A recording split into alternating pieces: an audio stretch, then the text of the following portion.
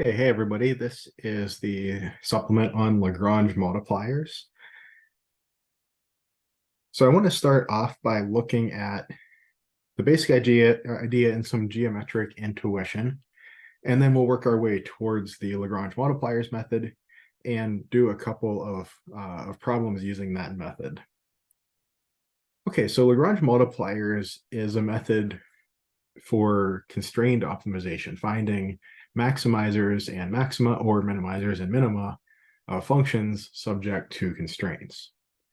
So let's take, for example, this problem where we want to find the maximum and the maximizer. The maximum is the output, and the maximizer would be the coordinates, the input that yields the maximum output of this function f of xy equals 2 plus 2x squared plus y squared.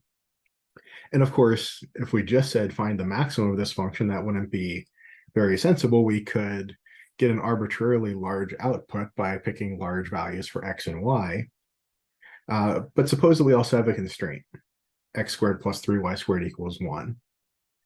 So sometimes we might think of, say, f representing something like profit attained based on some inputs x and y. And then because we can't put arbitrarily large inputs in, we can't have an arbitrarily large amount of money or labor or capital or supplies or inventory, whatever. We have some constraint on that. So we have a constraint maybe like this that might represent some kind of trade-off between two of those variables. I can obtain more of one if I am willing to obtain less of the other. So what is the maximum of f subject to this constraint where x and y cannot just get arbitrarily large? Okay, so let's look at a couple of approaches. Well, I suppose for this function, one approach might be just to use a little bit of intuition from basic algebra. Can we find the maximum of f subject to the constraint for this particular f and constraint? Well, I note that the function I want to maximize, f of xy is 2 plus 2x squared plus y squared. And I note that my constraint is x squared plus 3y squared equals 1. Can I find something like maybe an upper bound on f and a reasonable lower bound on f?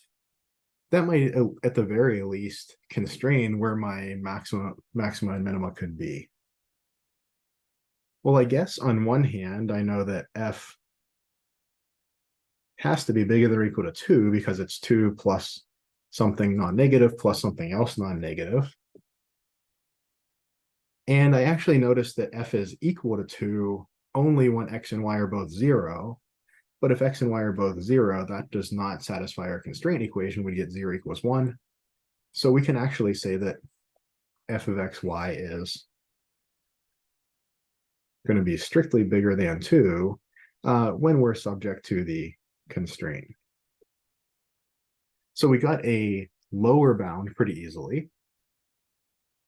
Can we get an upper bound? This might be a little more difficult because, again, there's not an easy way to get an upper bound for f, but I do notice that I have kind of an x squared here and an x squared here. Well, if x squared plus 3y squared equals 1, that means that 2x squared plus 6y squared equals 2. So that's kind of interesting that I know that f of xy is 2 plus 2x squared plus y squared, but that's less than or equal to 2 plus 2x squared plus y squared plus 5y squared, right? All that I've done is I've added on something that is not negative, 5y squared. That, of course, makes the function greater than or equal to the new function greater than or equal to the old function. But this is just 2x squared plus 6y squared, or from our constraint, that all just boils down to 2.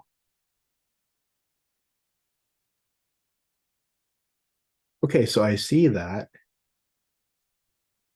f of x and y has to be less than or equal to 4, again, when I'm subject to this constraint.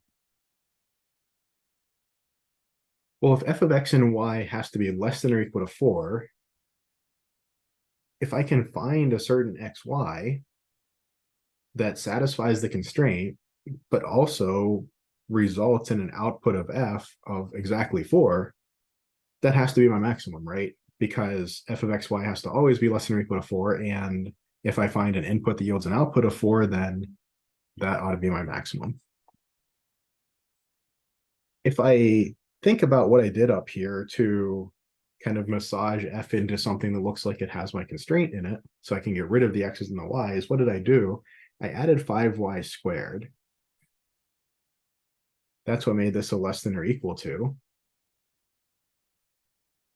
If I added 5y squared and y is not equal to 0, then this is a strict inequality, right? If y is not 0, then f has to be strictly less than 4, because I would have added something strictly positive to get the 4. But if y is 0, then I have equality. So what happens when y equals 0? Well, when y equals 0, x has to be plus or minus 1. So what is f of plus or minus 1 comma 0? That does, note that that does satisfy the constraint. That's where I got that x equals plus or minus 1. But when x is plus or minus 1 and y is 0, this term drops off. This term is just 2. I actually get 2 plus 2 equals 2 plus 2 equals 4. So on one hand, f of xy has to always be less than or equal to 4, again, subject to the constraint. But on another hand, I found two coordinates, 1, 0 and negative 1, 0, that satisfy the constraint, and also that when I plug into f, I get 4, its maximum possible value. Well, I must have then that the maximum of f subject to the constraint is 4. And I at least know that I achieved that at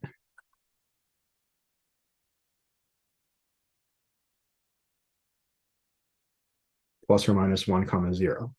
Now, I suppose I didn't really prove that plus or minus 1 comma 0 are the only places that this is achieved. Maybe there are other places, but I certainly have proven that the max is 4.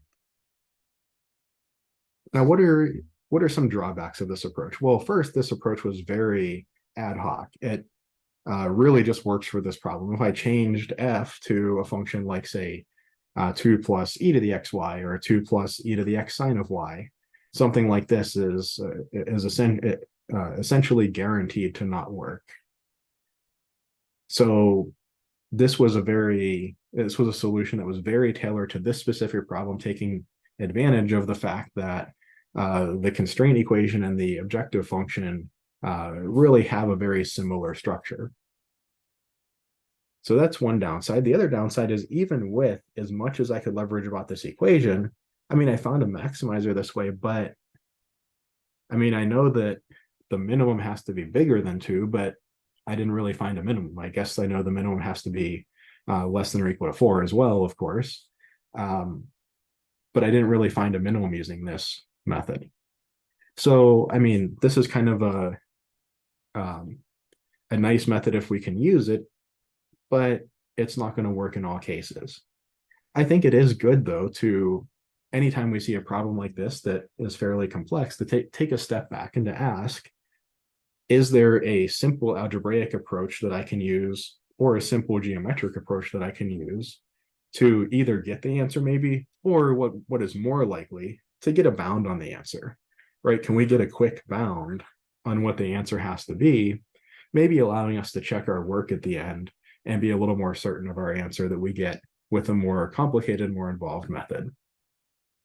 Okay, so the algebra approach got us an answer, but it's a little ad hoc. Can we do a little better? What about another approach? What about something like a trial and error approach? We have computers these days. Sometimes trial and error works pretty well when we can leverage computers. So let's kind of forget about the work that I just did up here, and let's kind of reset and say, all right, suppose going into this problem, I say, well, I'd like to get an output from f of 5. Can I do that? Well, can I do that while satisfying the constraint? Everything in this section is relative to while satisfying the constraint. Well, if I can get an output of at least 5 from f while satisfying the constraint, I know that the maximum has to be at least 5. If not, then I suspect the maximum is less than 5. Okay, so what does that kind of mean? Well, that means if I try to set f of xy equal to a, where say a equals 5, and then I see, is there some constraint that satisfies, is there some point on the constraint equation that satisfies the equation f of xy equals 5? Again, if there is, then I know my max is at least 5. If not, my max is less than 5. If there is, and my max is at least 5, then maybe I start pushing that a up. Can I achieve 5.5? Can I achieve 6? If not, I think my max is less than 5. Can I maybe achieve 4.5? If I ask a little less, or even a little less at 4. Okay, so let's leverage technology here a little bit. Give me a second to kind of switch my screens around, and we're going to leverage the online tool GeoGebra, which you can use for free. You can actually follow along if you want to with this this same demo, but I'll switch my screens around and be right back.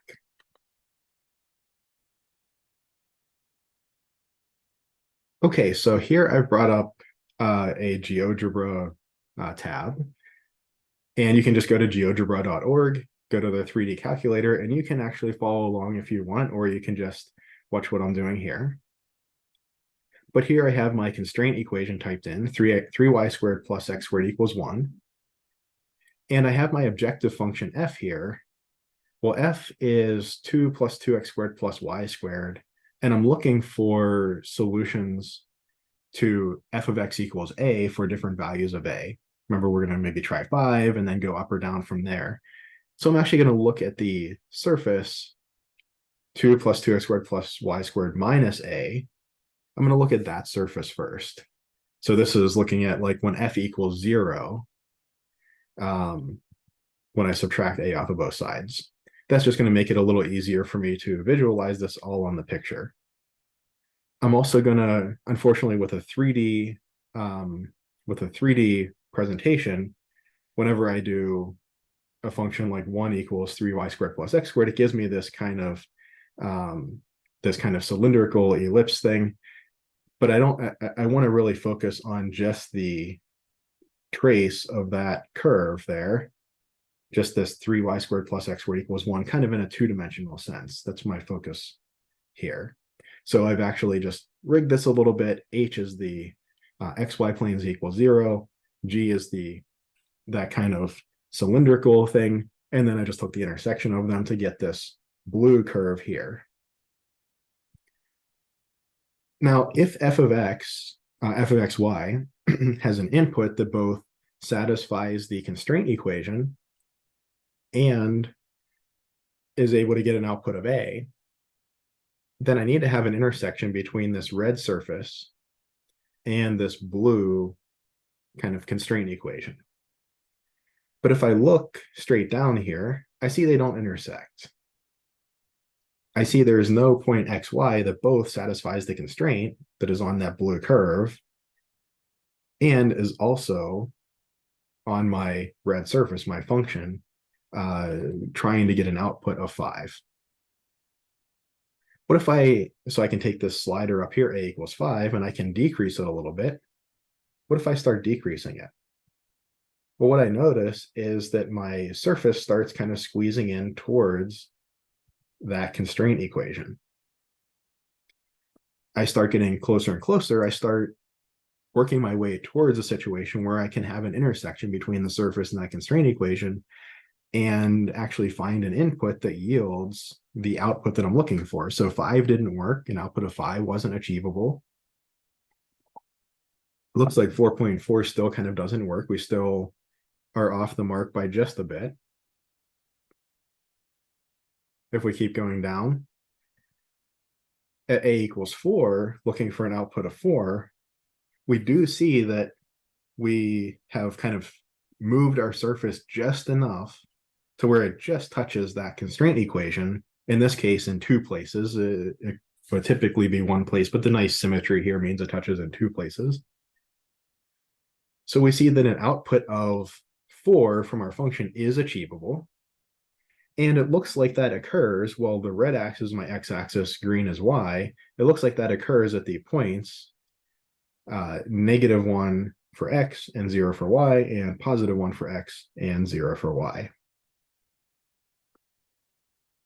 So we've found this one already. We see that f of ±1 comma 0 gives us an output of 4, and it satisfies the constraint. And we can kind of see by this geometric or visual argument that if we try to get an output any bigger than 4, maybe we thought we can get an output of 4, but maybe there's a larger value that's actually the maximum, we see we're just getting worse and worse. We're getting farther and farther away from satisfying the constraint.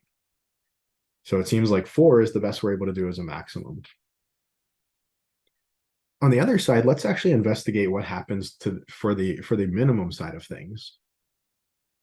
If I take my a below 4, if I'm searching for outputs that are, say, or an output of, say, 3.3, I'm looking for inputs that both satisfy the constraint equation and give an output of 3.3. I can find such inputs. In fact, it looks like I can find 4 of them at these kind of 4 points where this surface, the red surface, intersects that blue ellipse.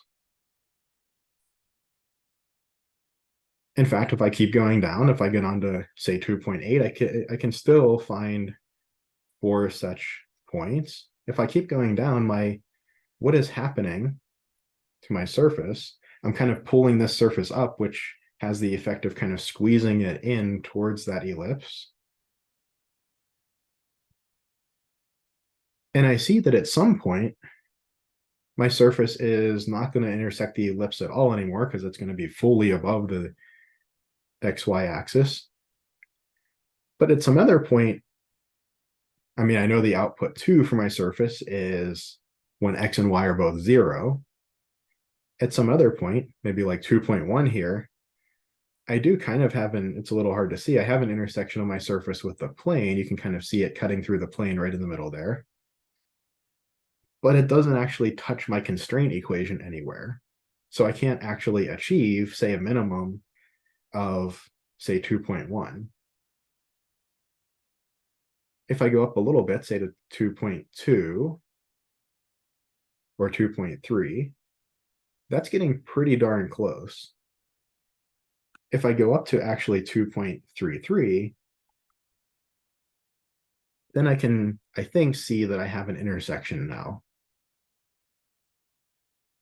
So I see that when x is 0 and y is, well, I'm not exactly sure what y is, but when we're on the y-axis, we could figure that out from the constraint equation.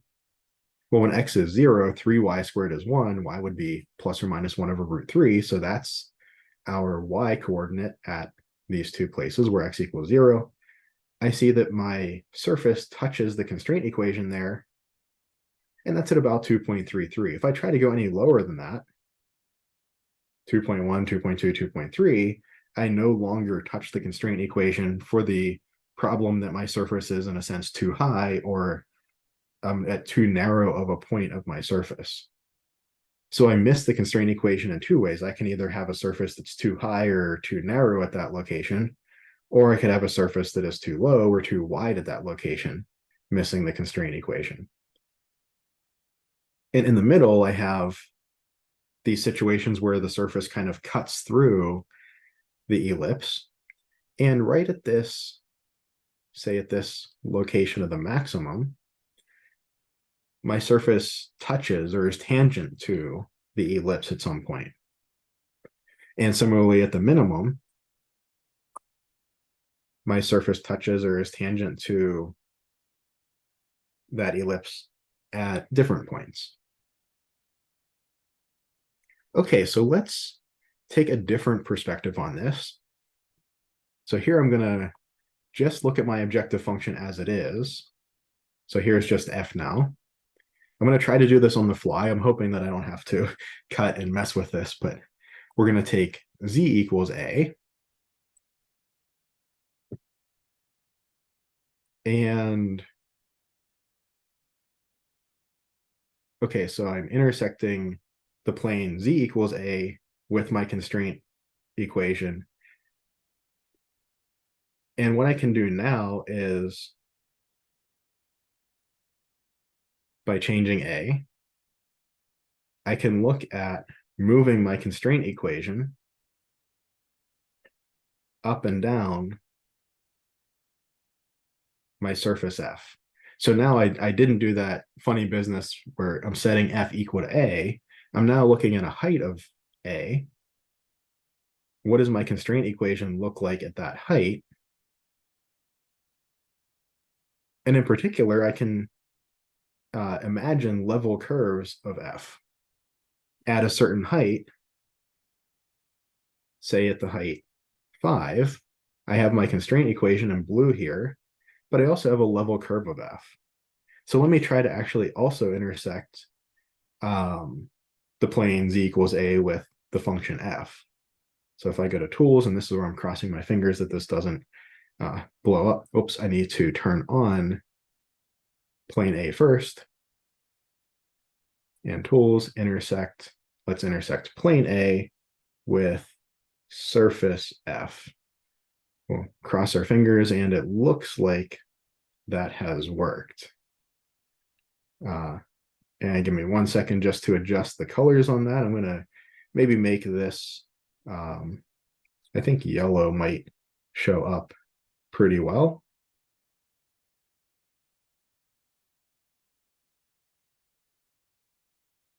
And let me turn, if I drag and let go while I'm still dragging, it kind of starts spinning. Let me turn this off there. Okay, so this yellow curve here represents the level curve of f at height a, and the blue curve represents my constraint equation just brought up to height a, brought up to that kind of same height as that level curve. If I'm at 5 here, at height 5, I see that my level curve of f, the yellow line, does not intersect my constraint equation at all. If I'm too low, I actually don't have any level curves of f at all way down here. If I'm kind of somewhere in the middle, I do have some intersections of a level curve of f with the constraint equation. And again, if I'm right here at this magic number of 4, what happens? This is when I'm working my way down the surface f. And that's when the level curve at that height just touches the constraint equation. Something similar happens on the other side if I'm working my way down to 2.8, 7, 6, 5, 4, around 2.3 or so, or it turns out to be about 2.33, 2 1/3. That's whenever my level curve touches my constraint equation, kind of on the other direction. So what I actually notice is that my max and min subject to the constraint occur when a level surface of f touches, not intersects and not misses, but just touches, is tangent to my constraint equation. Okay, so that's the big thing that I wanted to get out of GeoGebra here, is that insight. So now I'm going to switch back to OneNote. Okay, so now jumping back to OneNote, again, the big thing that we noticed, well, first we got another answer. We got max of 4 at plus or minus 1 comma 0, but we got a min of 2.33 or 2 1/3 at, and I think it was 0 comma from our constraint equation.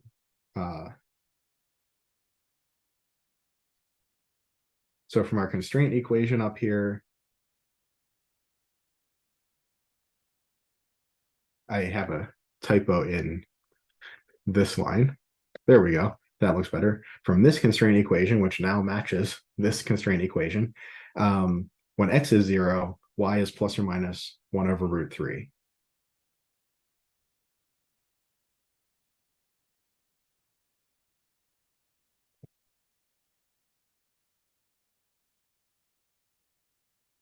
But the other main insight that we got is that f has some level curves. So f has some level curves. What do they look like? Well, if I have 2x squared plus y squared equals 2 plus 2x squared plus y squared equals k, that's like an ellipse.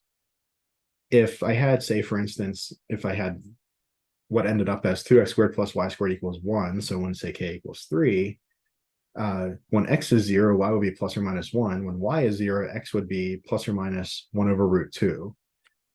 So these are going to be ellipses that are kind of tall and skinny.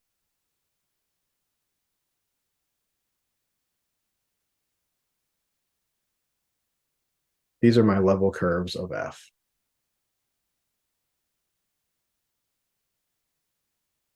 I also have a constraint equation that looks like an ellipse going the other direction.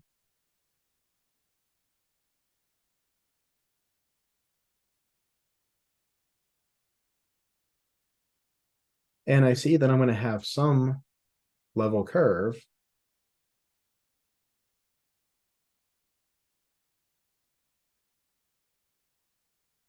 that's going to be tangent to my constraint equation. I'm also going to have some other level curve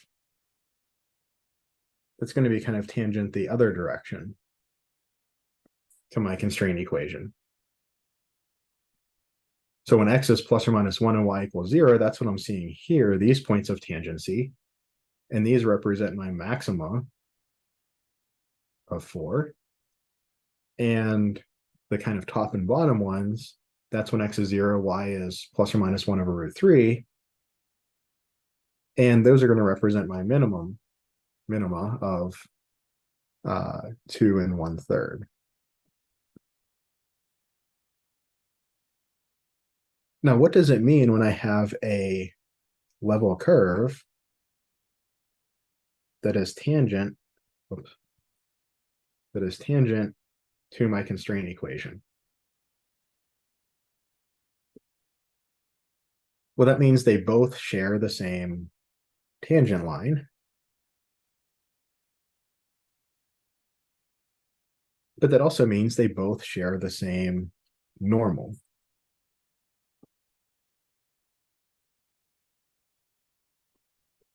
Or at least they both have the same normal direction. But the normal to a curve the normal to a level curve is the gradient. So if I have a level curve of f here and of g here, well, say this black line here, this black vector is gradient f. I know the gradient g, maybe I'll draw that in blue, I've kind of run out of colors, but I know the gradient g, well, it's not necessarily the exact same vector, but it has to be in the same direction. It has to be parallel. So the big insight here is the gradient of f is parallel to gradient g. In other words, gradient of f is a constant times gradient g.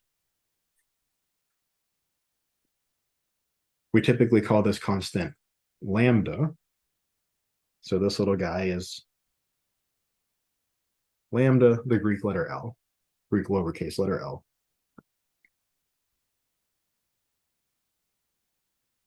I can also see that this means that gradient of f minus lambda gradient g equals 0. And this is importantly at the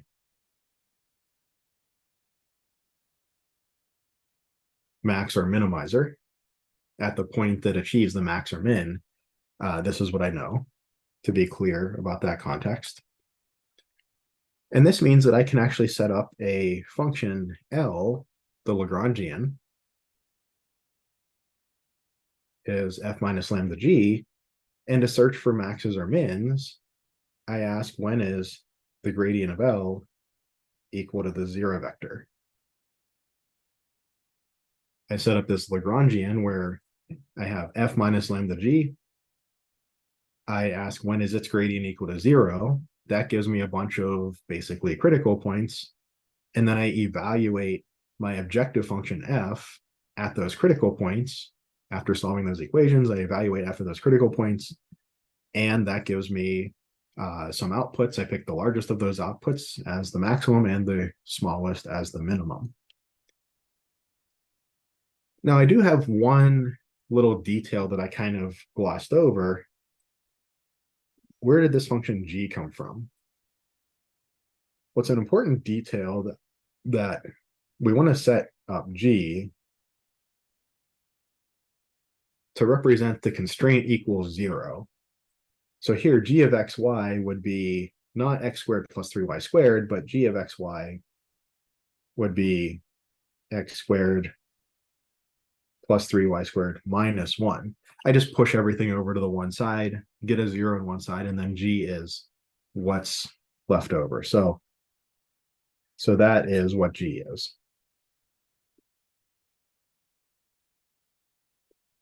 Okay, so let's try to work through this algebraically and see if we can get the same answer that we got or maybe I should say we should work through it with Lagrange multipliers, see if we get the same answer we got from just basic algebra, and see if that also matches what we got from the geometry from GeoGebra. Okay, so now we're looking at this example where we're going to try to solve it using the Lagrange multiplier method.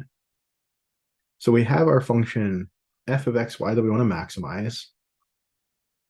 And we're going to massage our constraint equation into a function g of xy, where we have g of xy equals 0 representing that constraint.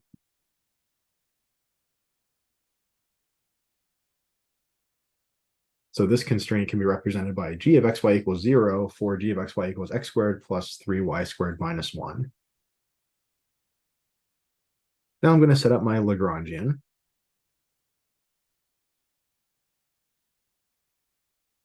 So my Lagrangian is going to be f minus lambda g, or that's going to be 2 plus 2x squared plus y squared minus lambda times g.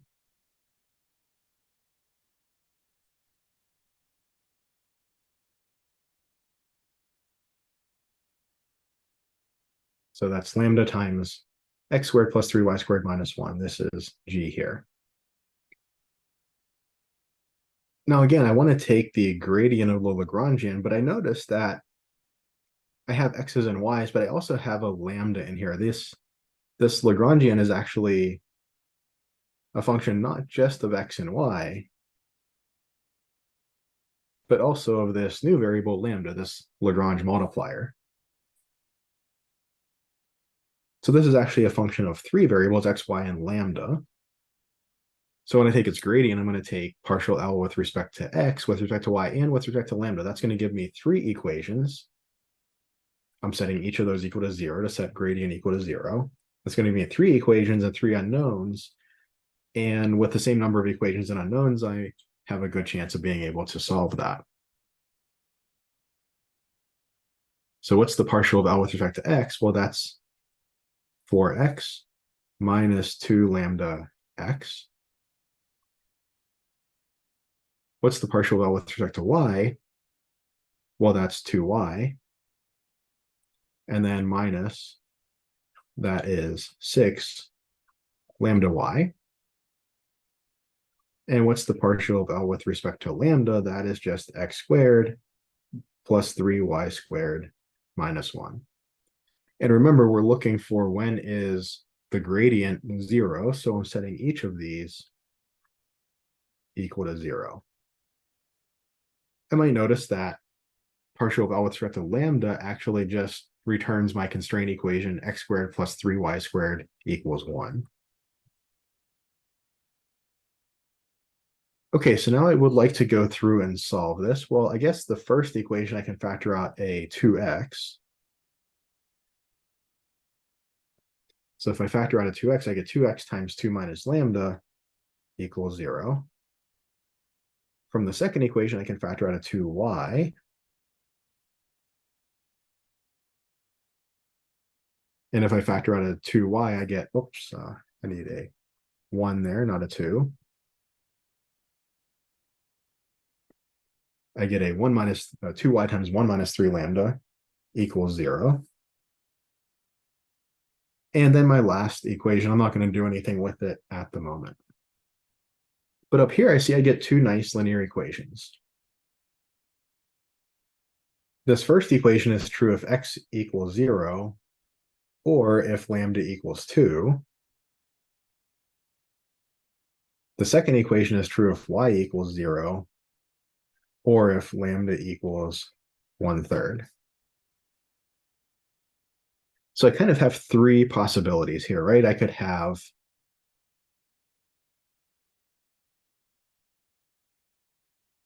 xy equals 0, 0, and in that case, I don't know what lambda is. I could have, well, I suppose x could be 0 in the first equation.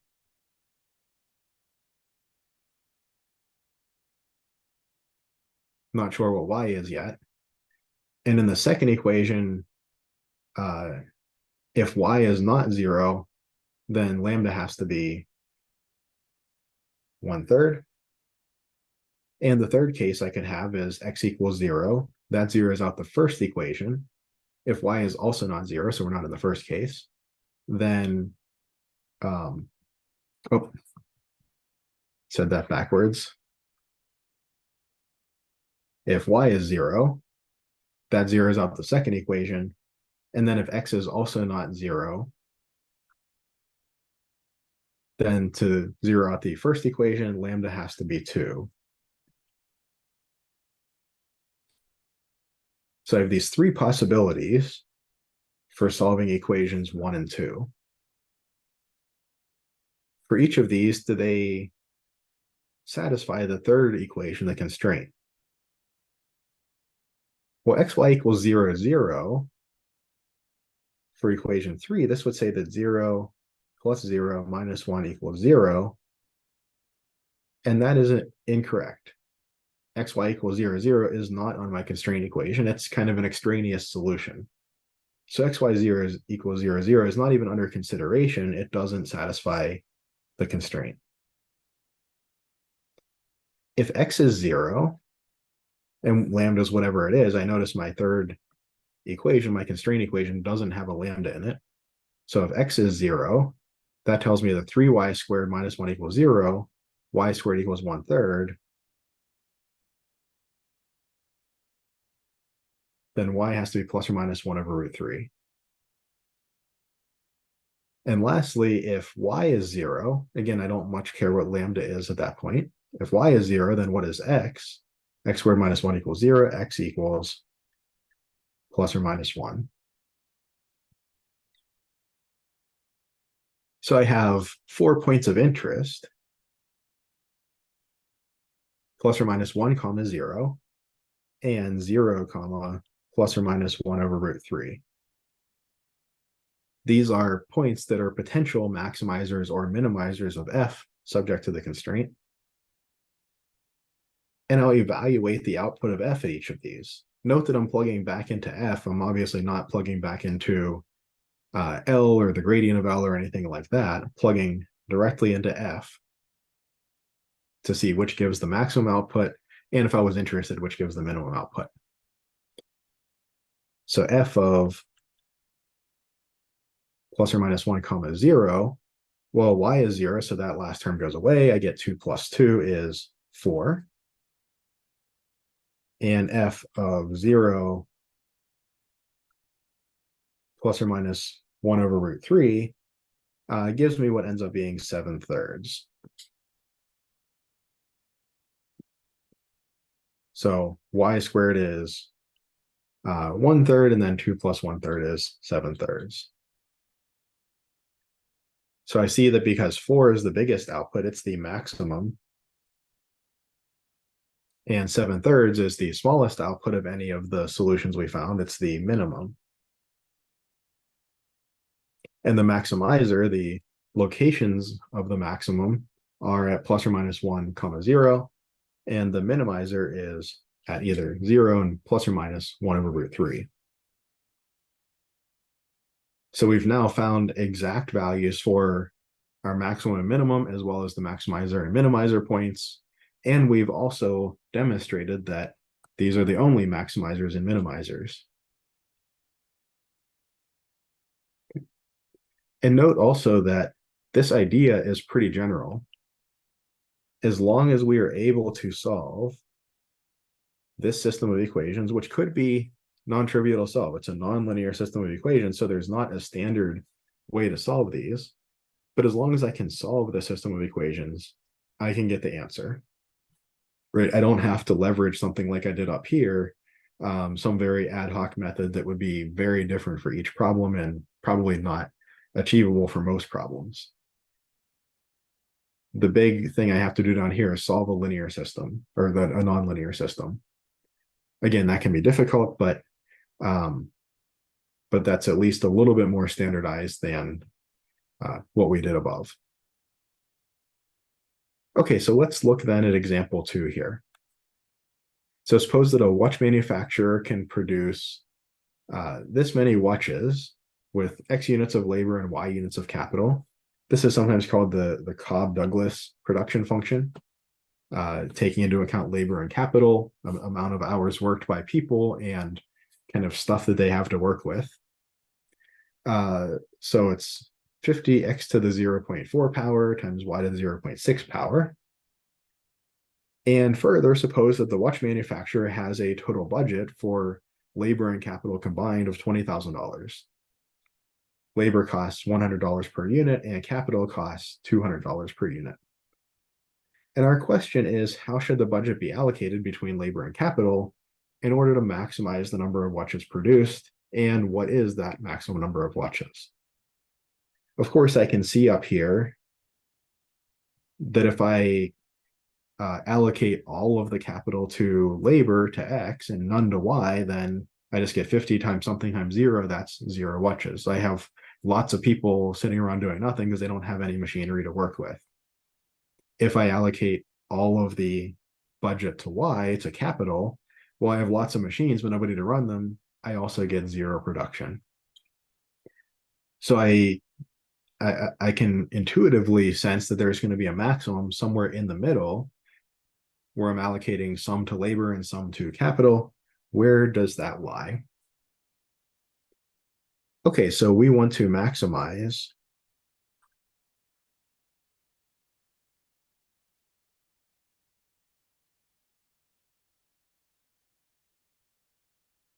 this function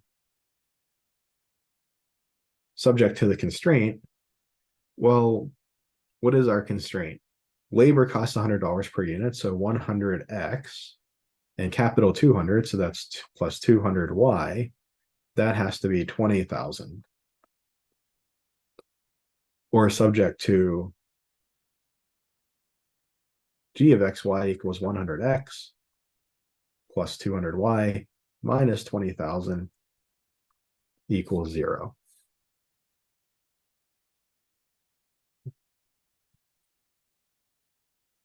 What are we going to do now? We're going to set up our Lagrangian.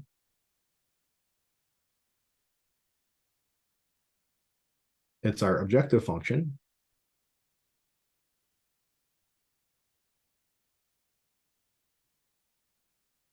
Minus lambda times our constraint function.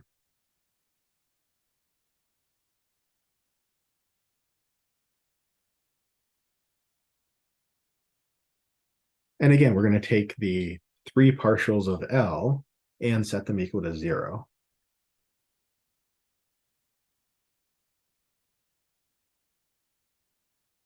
Partial of L with respect to lambda is just G.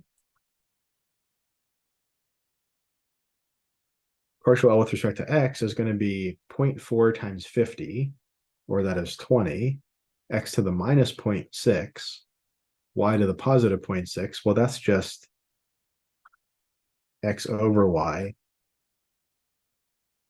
to the minus 0.6 power. And we'll see in a second why I'm doing it this way. And then I get minus the partial with respect to x of this lambda term here, minus 100 lambda.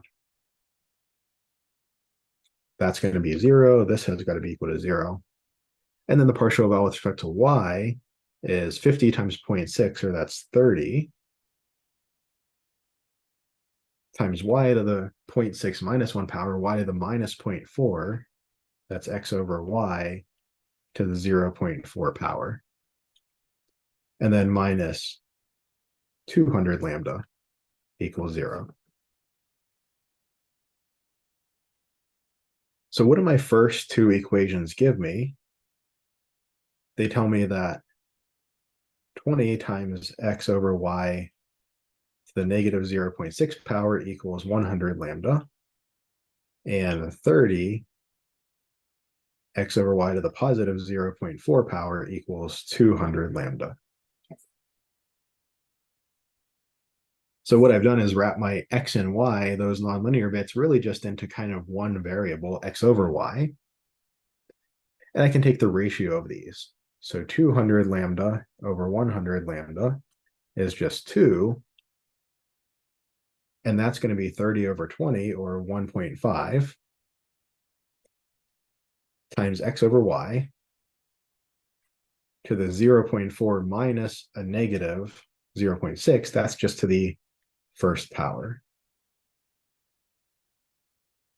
Or I get 4/3 equals x over y.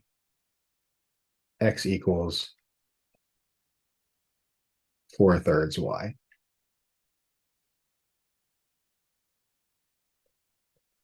Okay, so to satisfy the first two equations, I need to have that x equals 4/3 y. And then to satisfy the third equation,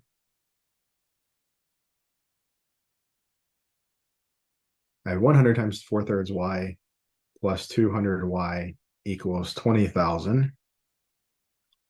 Let me divide everything by 100, so I get 4/3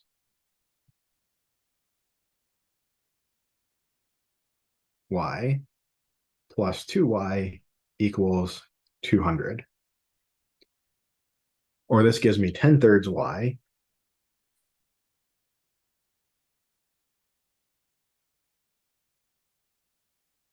equals 200.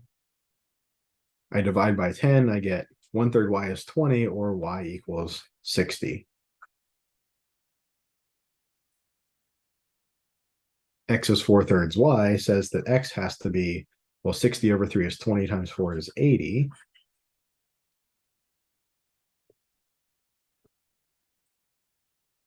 And as a side note, note that we didn't have to find lambda here. The lambda has just kind of disappeared.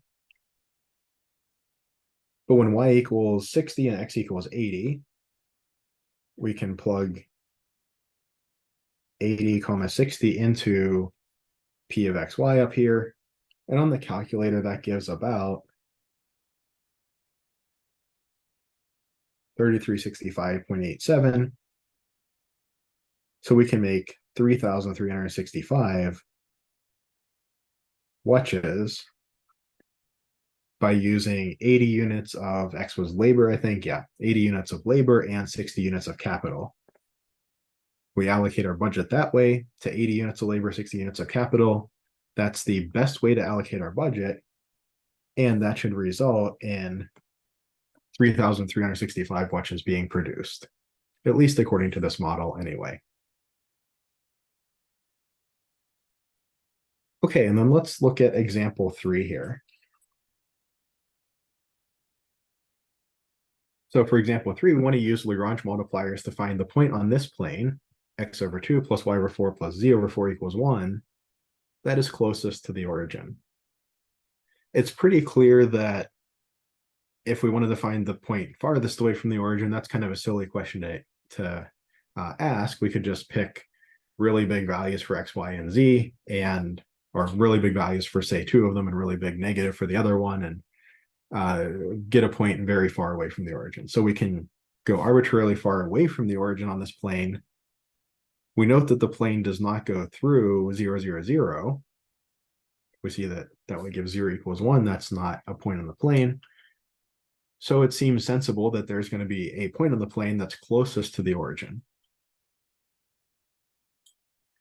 As kind of a review exercise, we're going to solve this with Lagrange multipliers, but you can practice using a geometric argument from chapter 12. Things like normal vectors and so on. Can you use a geometric argument to come up with the same answer? And then ask yourself, which was simpler, which was more intuitive. I don't think there are good answers to those questions. I don't think there are general answers, but which do you like more? Do you like the Lagrange multipliers approach or the kind of geometric approach? Okay, so again, we have what? Well, what's our objective function here? We don't see explicitly an objective function, but we know that we're looking for the point closest to the origin. In other words, the distance between a point on the plane and the origin, we're looking to minimize that. And let me call this function, let me call it d for distance.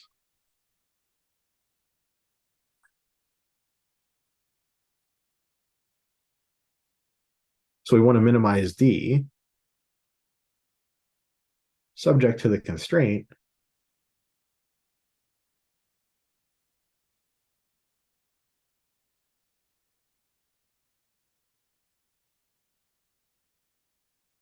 g of x, y, z equals x over 2 plus y over 4 plus z over 4 minus 1, let's say z equals 0. Now, one thing that you might have seen or remember from Calc 1 is when we're minimizing or maximizing a function, and it's kind of complicated like this one, sometimes we ask ourselves, can I work with a simpler function? So I note that if I look at d squared, let's call this f, x squared plus y squared plus z squared, the values of x, y, and z that minimize f are going to be the same ones that minimize d. And the same would be true for a maximum. Why is that? Well, it's because f equals d squared, we're applying the transformation where we square a positive input, and that's an increasing function. It's an increasing function of d. We can apply an increasing function to an objective function, an increasing operation to an objective function, and the maximizer or minimizer will stay the same.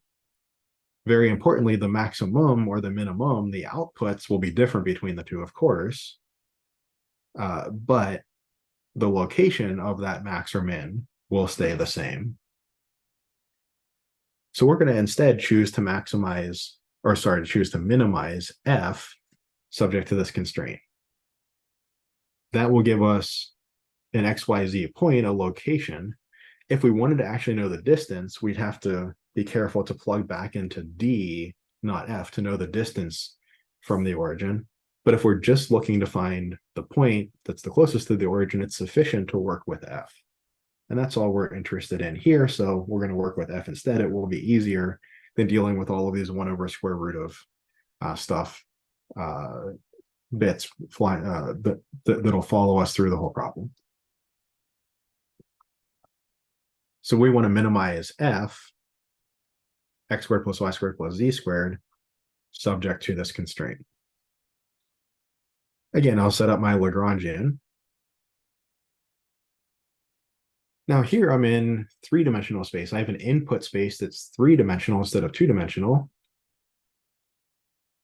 Does that really change much? Well, it changes the geometry that we were looking at, say, on GeoGebra or something. It would be harder to visualize this, but it doesn't change anything algebraically about what we've said before. I just set up f minus lambda g, set the gradient of L equal to 0. In this case, it's going to be 4 equations and 4 unknowns, and then solve. Okay, so I need f,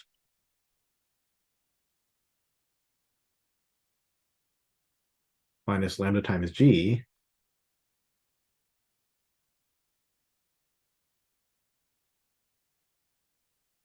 That's my Lagrangian. And then I take my partials.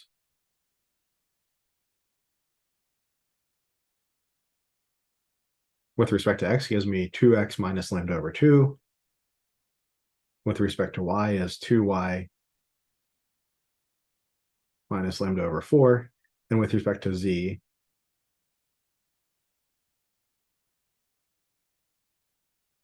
is 2z minus lambda over 4. And then I have my partial with respect to lambda, just kind of recovering my constraint equation.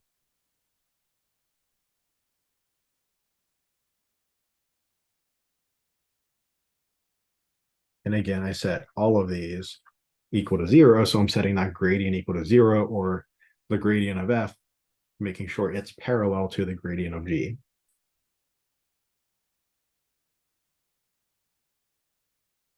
Well, I note here that I have lambda over 4 equals 2y and also equals 2z. So this says that y has to be equal to z. That also has got to be true by the symmetry of the roles that y and z are playing. So if I swapped y and z in both the objective function and the constraint equation, nothing changes. So if I swap y and z in the solution, nothing better change either. So y has to be equal to z. So what else do I have? Well, I see that 2x equals lambda over 2. I see 2y equals lambda over 4. Well, so 2y is lambda over 4. What is lambda over 2? Lambda over 2 is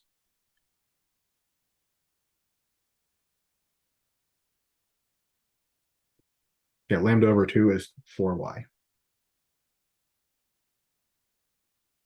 So lambda over 2 is 4y and 2x. So this tells me that y has to be x over 2. So I have y equals z equals x over 2. And I'm going to rewrite this. I did it slightly differently in my notes. So I'm going to write x equals 2y equals 2z, just so that it lines up with my notes.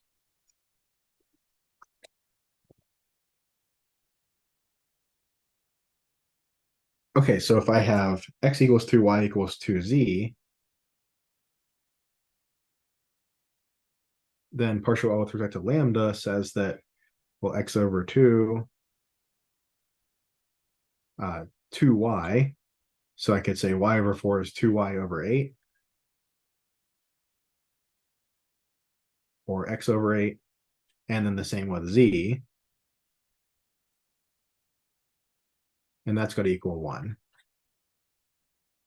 So I have what? 1/2 plus 4/8 is, or sorry, 1/2 is 4/8 plus 1/8 plus 1/8 is 6/8 x equals 1.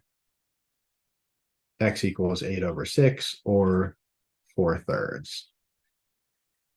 So I get that x equals 4/3, and then y equals x over 2, 2/3, and that's also equal to z. So I get as a solution a single point. I get my single point x, y, z equals 4/3, 2/3, 2/3.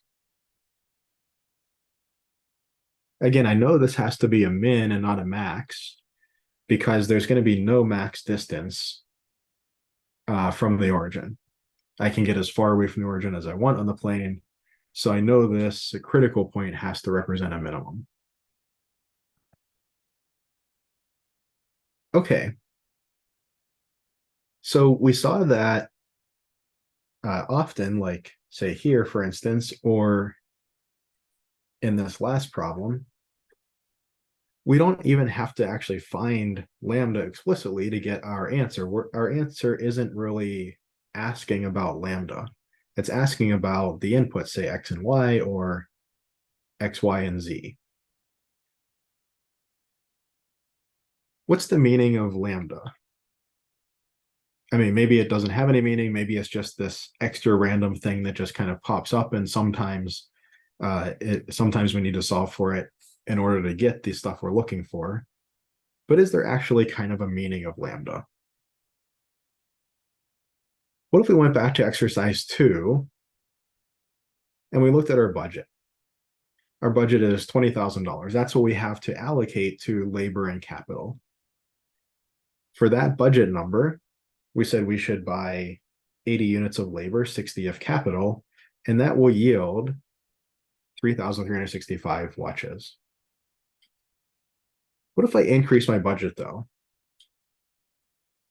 If I increase my budget a little bit, how many more watches can I get from that if I kind of, still use this, more or less this proportion? What's the maximum number of watches that I could get with, say, a budget of $20,100? Well, as an exercise, solve the actual problem with $20,100 and show that this is the maximizer and this is the actual maximum. What if I just wanted to get an idea of the of what's sometimes called the marginal productivity of money? What if I just wanted to get an idea that if I add an amount of money to the budget, what number should I multiply that by to translate that into how many more watches I'm going to get? This will be approximate because we're kind of working off of tangent planes and gradient lines and things like that, right? So we're not working with the full nonlinearity of the function here. But as long as our deviation is relatively small, say we increase our budget by $100 on a scale of 20,000, our answer here should be pretty close. Well, what lambda represents is kind of, in a sense, the scaling factor all the way up here. It's in a sense the scaling factor between changes in the constraint or changes in the budget to changes in the objective function.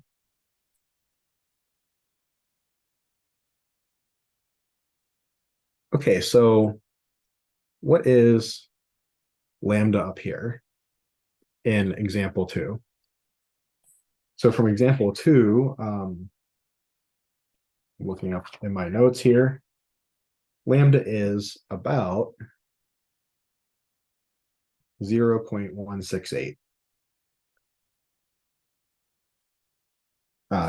So if we solve for lambda, we get lambda is about 0.168. And what does that mean? Well, my budget increased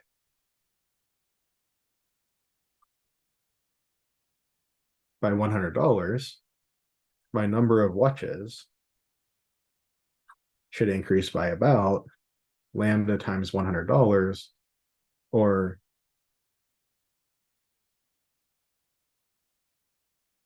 16.8 watches.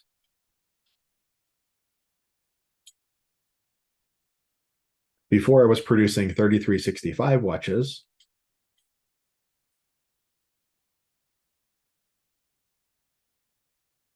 My new number of watches should be 3,365 approximately, plus about maybe 17. So 3,382 is about what I'd expect from my new number of watches. And I see that that is right in line with what I get here. So that's what lambda tells us. Lambda tells us for each additional dollar that I give to the budget, how many more watches am I getting? Or more generally, for each 1 unit that I increase the objective function by, or sorry, increase the constraint function by, how many units does that increase the objective function by? And so there's this quote from, I mean, it's a general idea, but my wife's economics teacher in high school had his like 10 commandments of economics, and one of them was economic thinking is marginal thinking. So this is an important idea in economics, understanding what all of your marginals are, understanding that for each dollar that I add to the budget, how many more watches does that get me? Maybe how much more productivity or how much more profit does that give me?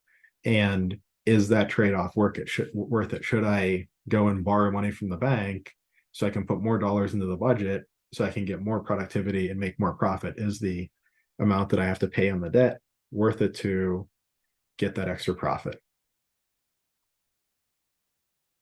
Okay, so what does lambda mean? It means when I increase the budget by a certain number, approximately, how does that increase the productivity? Or when I increase the constraint by a certain number, approximately how much does that increase the maximum?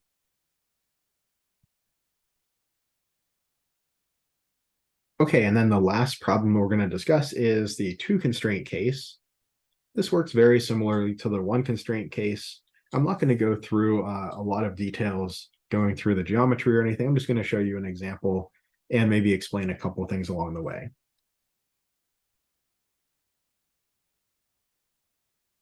Okay, so for this example, we have t of xyz equals 20 plus 2x plus 2y plus z squared. And this function represents the temperature at each point on the sphere, x squared plus y squared plus z squared equals 11. We want to find the max and min temperatures on the curve formed by the intersection of this plane, x plus y plus z equals 3, with the sphere. So here we have two constraint equations. We have to be on the sphere. And we're also interested in the intersection of that plane with the sphere. So we've got to be on the sphere and on the plane at the same time. The intersection of those is a curve. So we're still working along a 2D curve, or sorry, a 1D curve from the intersection of these two 2D surfaces. We're working along a 1D curve, and that feels similar to what we had, say, up here. Right, we had a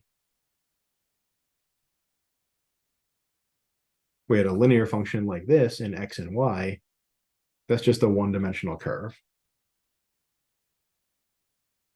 Here we have two-dimensional surfaces, but we're intersecting them, and that just gives us a one-dimensional curve back.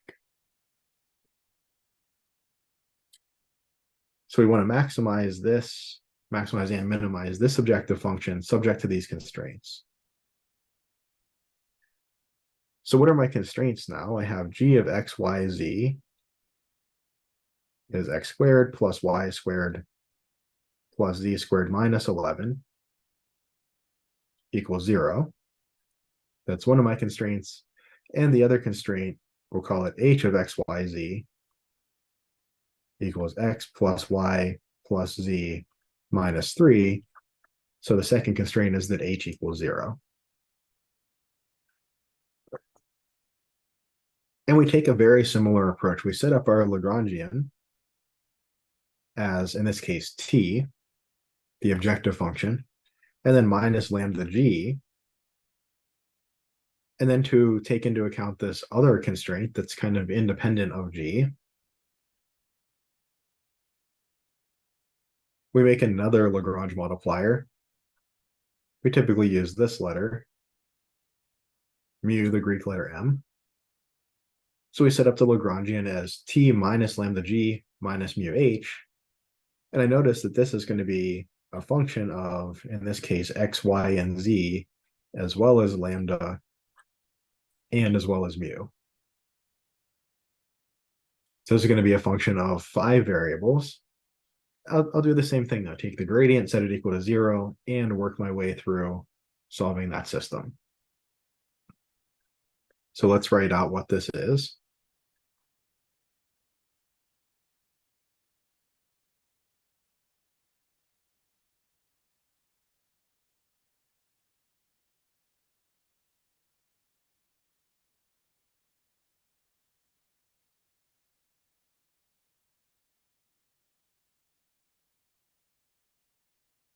Okay, so that's what L is. And now I just go through and take my partials. With respect to x is going to give me a 2 from the objective function, a minus 2 lambda x, and a minus mu. With respect to y gives me actually the exact same thing.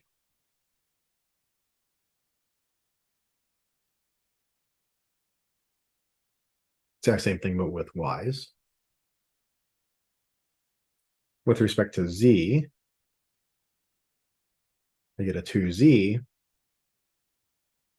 minus 2 lambda z minus mu equals 0. So something quite similar. And then, of course, the partials of L with respect to lambda and mu just give me my my constraint equations.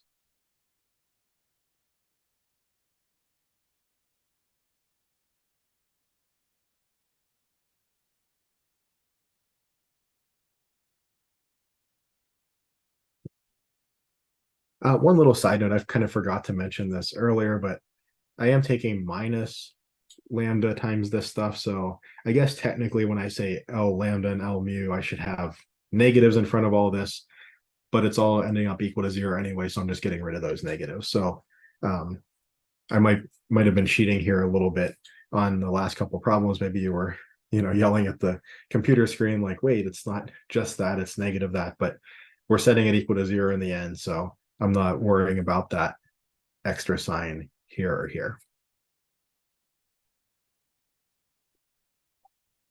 Okay, so what can we do with this? Well, the first thing that we see is that either we can observe the symmetry of the roles that x and y play, importantly in the objective function as well as both constraints. We have symmetry between x and y there. Or we could observe that I could solve for mu in the first two equations.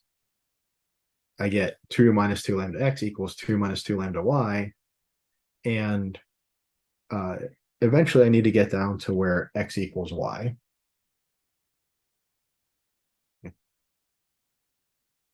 So x equals y is one possibility here.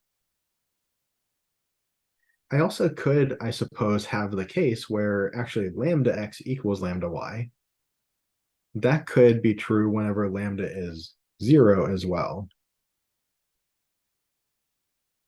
So I could either have x equals y, or I could have lambda being 0. Let's investigate the lambda equals 0 case.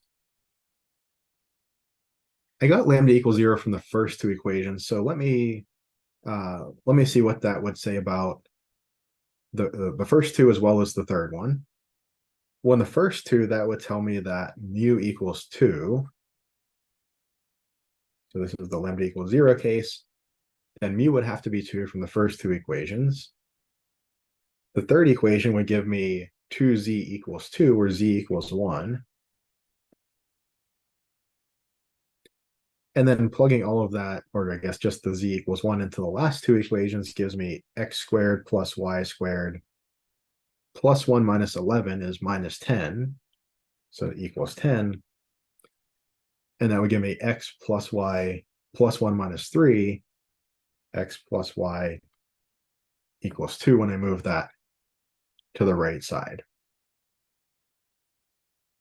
So now I have these two equations in x and y. I might actually notice here that t, 20 plus 2x plus 2y plus z squared,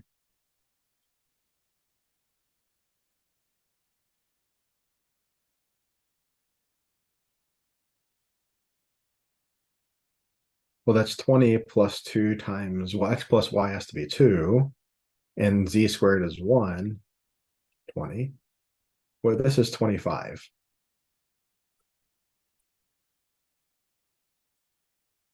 And I'm really just interested in the maximum and minimum temperatures. Can I just say, well, I mean, I evaluated T at whatever the solution of this is and got 25. I have to be a little careful here. This might be tempting to do and not actually have to do the algebra. But you could imagine if I had this x squared plus y squared equals 10 is a circle in 2D, right? And x plus y equals 2 is some line. I mean, I could have a line that actually doesn't intersect the circle. Or I could have a line that intersects at 1 point or at 2 points. So I know that if there's a solution from this branch, lambda equals 0, then t's got to be 25 there, but I actually don't know yet whether there's a solution. I actually have to go through and do the algebra still, even though I got t equals 25. That's maybe a little bit insulting or something, but I still have to go through and do the algebra to prove it. And what I would do is, do y equals 2 minus x, plug that into the first equation, solve the quadratic equation, and we end up that we do get solutions. X equals 3, y equals -1, or x equals -1 and y equals 3. So these are the solutions we get out. I'll save you the solving the quadratic equation, but that's what we get. So we do actually have a set of inputs, x, y, z. In fact, two sets of inputs, 3, -1, 1, and 1, -1, 3, 1. We have two sets of inputs that actually do yield an output of 25 and solve both constraint equations. So very important that we actually carry out this step, even though we kind of knew ahead of time what the output was going to be. So this temperature output of 25 is a contender for the maximum or minimum value, and it is actually a contender. It actually can be achieved by some points on these constraint equations. Okay, let's look at the other possibility.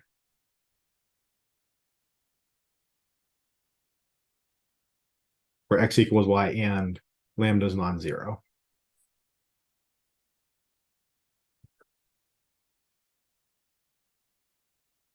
Okay, so what's our approach here? Well, I know that if x equals y, these constraint equations simplify nicely. I have 2x squared plus z squared minus 11 equals 0. And I have 2x plus z minus 3 equals 0. So that's coming out of these two constraint equations. Because x equals y, I can eliminate the y's. This gives me two equations and two unknowns. And after a bit of work, I ended up with x equals 1 plus or minus 2 root 3 over 3. And this, of course, is equal to y because x equals y. And then z, which is just 3 minus 2x, I got 1 plus or minus 4 root 3 over 3. And lastly, the temperature at these values for x, y, and z, again, plugging those in gives me 91 over 3, which is about a temperature of 30.33. So I see there are 4 locations. X has to equal y, but we could have 1 plus 2 or 3 over 3, or 1 minus 2 or 3 over 3 for y, and then similarly for z. So we have or sorry, there would just be two locations, right? Because once we choose X, then Z is determined by this equation. So just two locations where we get a temperature output of 30.33 and two locations where we get an output of 25. So my minimum has to be 25, my max 30.33, as those are the only temperature outputs that occur at these extreme values, at these potential maximizers or minimizers. And again, that was what we were looking for, just for the max and min temperatures. So these would be those temperatures. Okay, so that wraps up our discussion of Lagrange multipliers. And that also wraps up our discussion of chapter 14.